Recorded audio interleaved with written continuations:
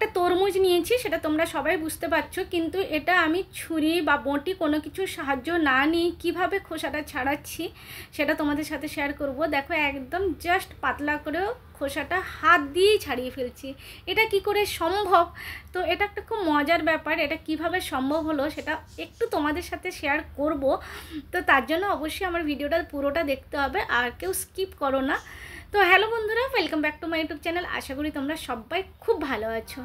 তো গুড মর্নিংই বলবো, কারণ আমার সকালবেলা রান্নাবান্না শুরু হয়েছে। আর যেহেতু এটা বরফ থেকে বার করেছি চিংড়ি মাছ, তাই কড়াতে যে তেল দিয়েছি সেটা দেখা যাচ্ছে না, মনে হচ্ছে যেন শুধু জলই দিয়েছি। সব সময় মাঝে মাঝে খাই, সবসময় কোথায় খাই? বল আছে কি বানাচ্ছ? দেখি শুরু তো করি। এখানে আলু বলো তো, তাও কি গরম রে। আলু ভেজে রেখেছি। কাপড়ের জায়গায় আঙুল লাগাচ্ছ না, এর আর একটু নিচে গেলে আঙুল লেগে যাবে। না না, এর এত জল বেরোলো কেন? তেল দিলাম এত। এমন কি করছো জল বেরিয়ে আসছে? হ্যাঁ, ওটাই তো দেখছি। আচ্ছা কি বানাচ্ছ বলো বলো বলো বলো। আর এখানটাই দেখা, এখানটা। বাহ, এত কেটে রেখেছো। এটা কি বানাবে, মশলা নাকি? হ্যাঁ। তো কি বানাচ্ছ আজকে বলো?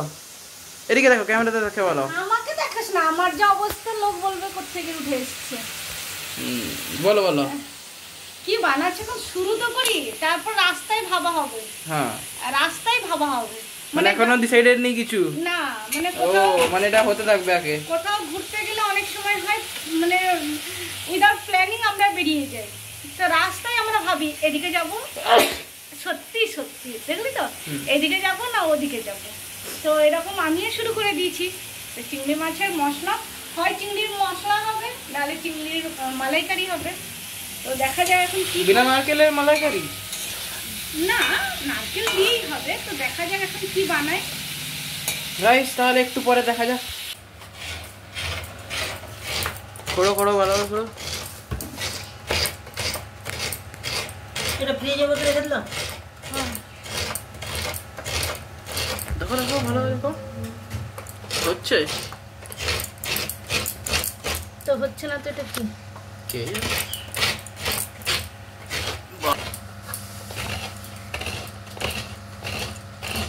শুধুমাত্র তোমার হাত আসছে, আর কিছু না। কেন নারকেল আসছে না? এই তো নারকেল। তুমি যদি নারকেল বা হাতটা রেখে বলাই দেখো নারকেল আসছে মনে হচ্ছে।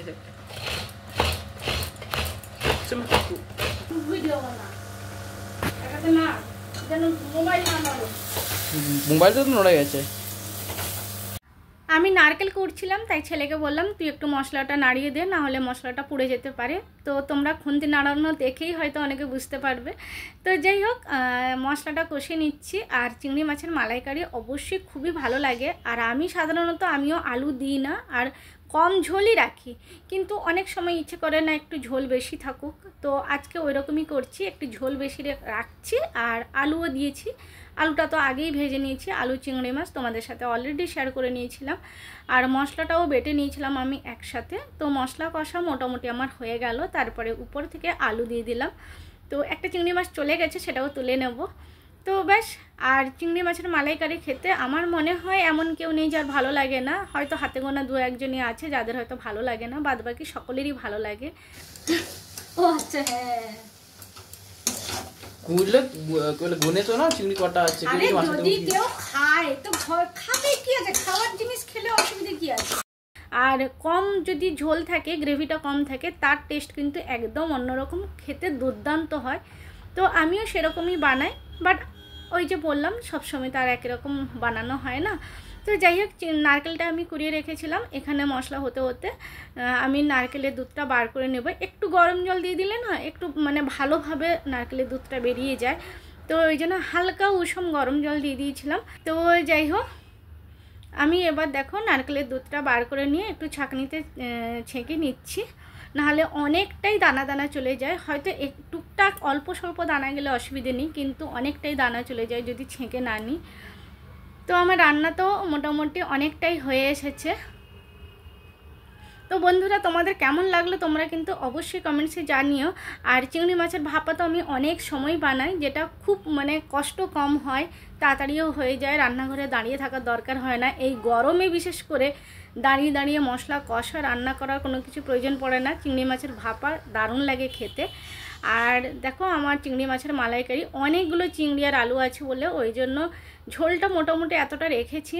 আর অবশ্যই একটু ঠান্ডা হলে জলটা তো মানে ঝোলটা একটু মরবে। তারপরে যাই হোক মোটামুটি ঠিক আছে এই ঝোলটাও। তারপরে আমরা যখন খেতে বসলাম ওটাই অনেকটা কমে গেছিলো। তো ব্যাস আমার চিংড়ি মাছের মালাইকারি রেডি, একদম জাস্ট ওয়াও, খেতে সত্যিকারে দারুণ লাগে। একদম গরম গরম ভাত তরকারি নিয়ে খেতে বসে যাব, কারণ ঠান্ডা হলে ভালোও লাগে না অনেক সময়, মানে গরম গরম খেতেই যেন বেশি ভালো লাগে। তো আমার রান্না বান্না তো হয়েই গেল। তো বুঝে খোসা ছাড়ানোর একদম ইউনিক উপায়, আমি কি সুন্দর খোসা ছাড়াচ্ছি। অ্যাকচুয়ালি হয়েছেটা কি, অত্যধিক গরমের জন্য আমরা তরমুজটা বাজার থেকে নিয়ে এসে ডিপ ফ্রিজে ঢুকিয়ে দিয়েছিলাম। তো ডিপ ফ্রিজে রাখার জন্য তো তরমুজের অবস্থাটা এরকম হয়েছে। আর এটা খুব মজার লাগলো, বেশ ভালো লাগলো, ভাবলাম তোমাদের সাথে একটু শেয়ার করি যে বটি বা চাকু ছাড়া, ছুরি ছাড়াই আমরা কিভাবে খোসা ছাড়াচ্ছি। তো তাই তোমাদের সাথে একটু শেয়ার করে নিলাম। তো বন্ধুরা কেমন লাগলো আমার আজকের এই ব্লগটি? যদি ভালো লাগে তাহলে লাইক কমেন্ট শেয়ার করে দিও।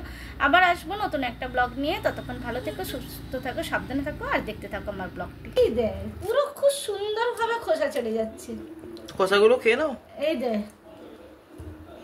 এই আরে কি দারুণ ভাবে ছাড়ানো হয়ে গেল। আরে এই দে, বস এই খুশিটা। আরে বাহ।